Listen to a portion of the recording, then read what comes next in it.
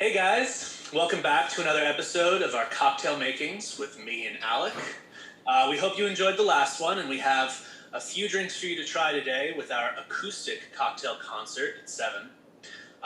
We both really like classic cocktails, especially the Manhattan, so we have two different twists on a classic Manhattan. Now, a normal Manhattan just has rye whiskey, Angostura bitters, and some sweet vermouth, and you can drop a cherry in if you want. But Alec, I'm willing to bet that you're not using rye whiskey. Is that correct? I actually, on this one, weirdly enough, decided to go with rye. And that is very peculiar. And the reason I ended up doing that is because this particular recipe actually uses some sweetener. Yeah, that's good. All right, so Alec's going to start off with his. It's going to be an interesting blend of an old-fashioned and a Manhattan. Take it away, Alec. All right, so what I've got here is a cocktail I call the Old Hatton, old-fashioned Manhattan, sort of obvious. It basically is sort of a middle grounds between those two classic cocktails. It sort of pulls my favorite things from each of them into something fun. So we start out with 2 ounces of our rye whiskey, and this particular measure is exactly 2 ounces. The next thing we have is half an ounce, going off frame for just a second, of honey syrup, which is basically simple syrup, but you use honey instead. Just need half an ounce of that. Like I said, just a little bit of sweetness. I like the rye because it actually, to my palate anyway, works better with the sweetness from the honey. Next thing So we have, between the Manhattan and the old-fashioned, we're definitely going a little more on the Manhattan side here. We've got the rye whiskey. It's not going to be as sweet. We've got some more bitters. Yep. Yeah, for sure. Right. So next thing, that's a good segue, is these transatlantic bitters. It's a brand called Bittermans. They're great. Do maybe 2 dashes of those, and we'll do a couple dashes of orange bitters, just for that kind of bright citrus note. And then we'll do, so you can't live without them, a dash of Angostura. And this is sort of the secret sauce in this one. This is a tincture I made out of cherries. I just let it sit in grain alcohol for a while. And it tastes really good. It just adds a little bit of extra cherry flavor to the drink. I usually do about 3 squirts from the dropper. And take our handy dandy bar spoon, give it a stir. Just want to get the mixing glass to get sort of foggy on the outside. And then take our cherry for our garnish. I like to do this first because you pour your cocktail over, a little bit of juice you get in the bar spoon, drop that into your cup, and we're going to pour our cocktail over top. Now, you may be noticing one key ingredient is missing, and that is the vermouth.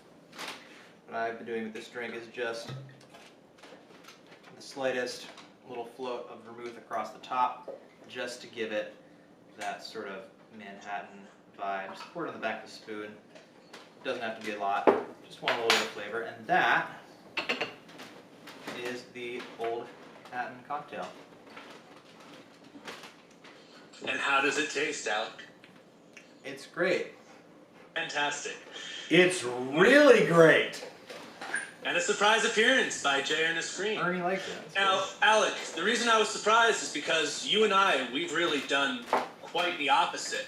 We've taken a Manhattan, and we've taken parts of an old-fashioned, another classic, but we've each taken different parts. Like you took the bitters, and maybe some of the muddling techniques. Now I'm going more on the citrus side. And my cocktail is called the Big Orange, a play on words from the Big Apple, aka Manhattan. Originally I wanted to call it Man-fashioned, but then I was told that that would be sexist. So the Big Orange it is. You may already know this cocktail. It's also called a Grand Manhattan. I've made a few tweaks to it. And unlike stirring, we're going to be using a shaker and ice. And unlike rye, we're going to be using bourbon. It's just a little darker, it's a little sweeter. It'll pair really nicely with the citrus. So, we start with our bourbon, nicely measured out already. This is Elijah Craig. You can use whatever you want. Add that to your shaker, and that's, by the way, that's a shot, 1.5 ounces. And you need an ounce, just an ounce, of orange liqueur. Now, Grand Marnier is preferred, but I am not rich and don't have Grand Marnier. So any orange liqueur is usable. You can use triple sec. I'm using orange curacao, just because I like a little bit of spice to it. And then you need 0.5 ounces of sweet vermouth, which is what we would use in a normal Manhattan. Yeah. Do you have a particular And then this brand is of where it vermouth gets- you like, Noah? Personally, I like this, the Vittor sweet vermouth, because you don't break the bank, but it's still good. I don't understand Andy McDowell drinking sweet vermouth on the rocks with a twist in Groundhog Day. I couldn't drink it. But it's great in actual cocktails. This is where it gets a little bit tricky, because we do need some bitters. And if you don't always have these in your bar, then you may want to go out just and get some. That way you have them for these fantastic cocktails. Or any cocktails. The one you really want is Angostura aromatic bitters. They really help for any whiskey drink you're making, and for that we're going to do just 3 dashes. It's probably more than 3 dashes there. And then for the citrusy side of this, we're going to add 1 dash of orange bitters, but I don't always like too many orange bitters, so I'm going to open up my new bottle of grapefruit bitters to cut some of the acidity. And we're going to shake all that together vigorously.